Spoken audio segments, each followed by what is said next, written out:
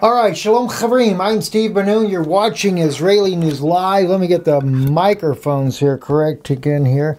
That was actually my fault earlier on the mic, so we're just going to real quick kind of go back into this broadcast here, correct this. So let me just make sure you guys are picking this up. Looks like you are. So I don't know how this works. I hope it just kind of redubs over the last broadcast and we can start this all over again. So let's get right back into it, because people were saying they were having trouble with the audio there, and then I realized on the computer that runs this, we had the open mic on the computer as well. So that's what caused the echo. Apologize for that. Getting seriously right into this, we are getting reports here on Twitter here, the UA, NATO, USA, Israel Twitter feed right here, that's saying here that in their own news feed there, the United States, or excuse me, the NATO alliance is about to send in, has already approved the introduction of ships into the Sea of Azov. That has been accepted. The paperwork is coming according to this. Con to you, Russia, all the, well, I can't tell exactly what they're trying to say there. But that's what was reported here on the news from Ukraine today. NATO moving in their warships into the Sea of Azov. You want to talk about poking the Russian bear? I think they're taking a club and beating that bear over the top of its head, if you ask me. That's a provocation, though, that is just totally really unwarranted, unless they are trying to drive the situation into a war. Now, I want to just kind of share with you, we had already had shared with you from Lorenzo on Already Happened several things that he had put out, and I'm gonna bring some of this back up once again, just so that we can look at the things that he's been reporting on. He's got the website. Excuse me, it didn't bring up what I was looking for. Lorenzo has his website, alreadyhappened.com, and that's with a hyphen in the middle. Let me just see if we can pull it up this way here. And he has really been up to date here lately, reporting on multiple things that are taking place there in Ukraine. Mariupol, he had reported just the other day, Ukrainian T-64 tanks that were moved towards Mariupol. They actually arrived there. They're unmarked, as we reported the other day, anticipating a possible false flag attack that could either bring a direct attack on the separatists in the eastern part of Ukraine, the Donetsk and Luhansk republics, as they have called themselves, as well as, or even possibly could bring Russia into an open combat. Now, he's also reporting on his Twitter page this evening that there was heavy fighting last night over in Mariupol, in that area there on the coastline. As well, another thing that he brought out, and I wanted to see if I can find it real quick. Yes, the S-300s on the move in Odessa, Ukraine. Another thing that he reported, and of course we had reported not too long ago ourselves about the Russia moving the S-400 as well as a long armored convoy there near the southern part of Russia that connects the Kerch Bridge over to Crimea, as well as Russia setting up their own air defenses there in Crimea, getting everything ready to go. This is a very much, gosh, almost like a war footing at this point right now. And besides all that issues, we're still dealing with the issue too of, oh, by the way, up on Patreon, we have Yana's video. I did not have that up here, right here. What is really in the Talmud. Very fascinating subject there. Definitely she had the attention of a lot of people. But moving into other issues there, then we also had the USS McCampbell, that's testing Russia's resolve over by the Bay of Peter the Great. That's near Vladivostok, Russia. And I think they show even the image. Here we go, the map right there to kind of give you a bird's eye view of what we're talking about, just to the north side of North Korea. But it could be, we might say though, you know, that Russia's talking about they have this destroyer in the Sea of Japan, or close to the area of Peter the Great Bay. They might be testing Russia just to see how close they can get, but at the same time, the U.S. also lost a refueler over that during about 2 a.m. local time off of the in the Sea of Japan.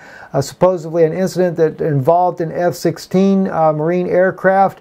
One sailor has been recovered. 6 are still missing.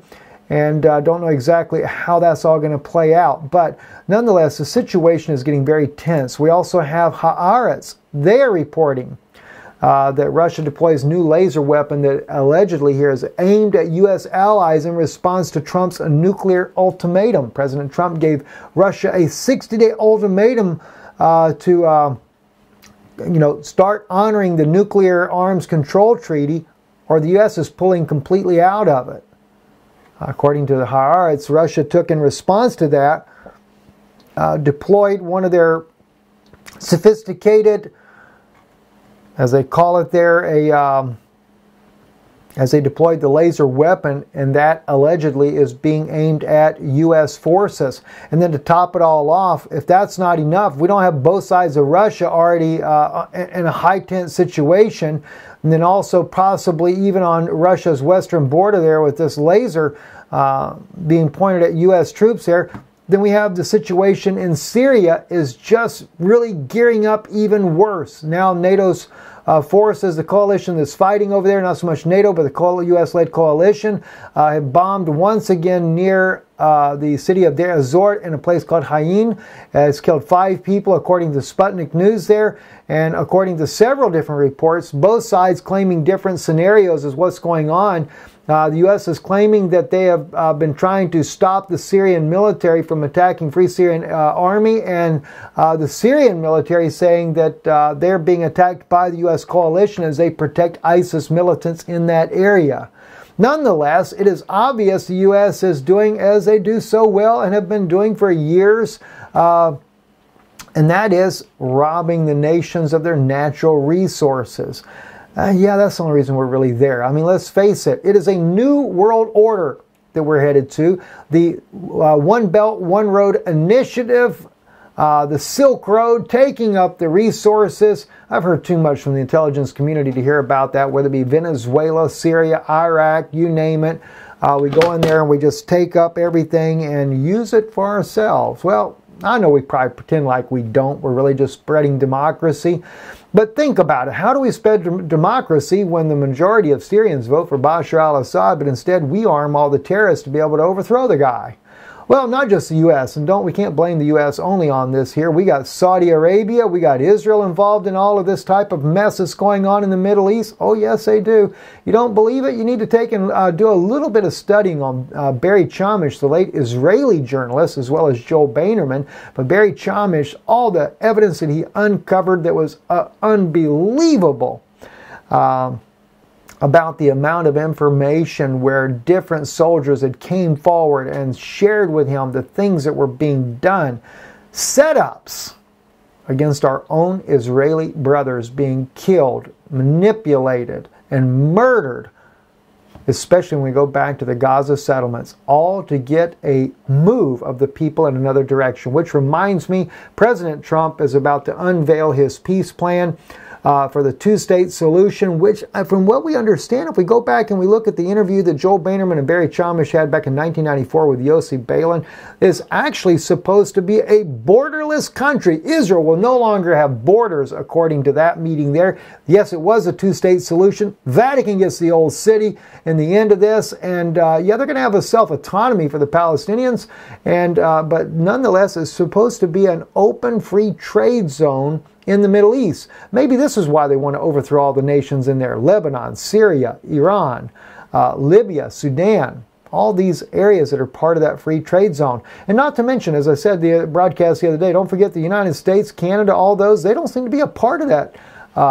One Belt, One Road initiative. Is it because of a nuclear war, or is there some that's coming our way? Well, at this point right now, it looks like if they keep things going the way they're doing, if they don't settle things down, if they bring the ships there into the Sea of Azov, boy, that's a bottleneck right there. What are we trying to do? What are we trying to prove? Or is it world leaders really fighting to take control of certain parts of the world as a cataclysmic event is headed our way that's going to leave a very small portion of the world inhabited? No wonder why they want to lower the population. No wonder why they're doing forced vaccinations in Russia and soon to be doing that in the United States. They know it helps cull the people right on out. So does war. and I'm against war.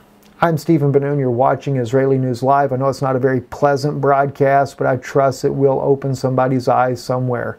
Don't forget, if you want to check out that video of Yana on Patreon, it will be an eye-opener. I can assure you of that. I'm Stephen Benoon with Israeli News Live. Erev Tov.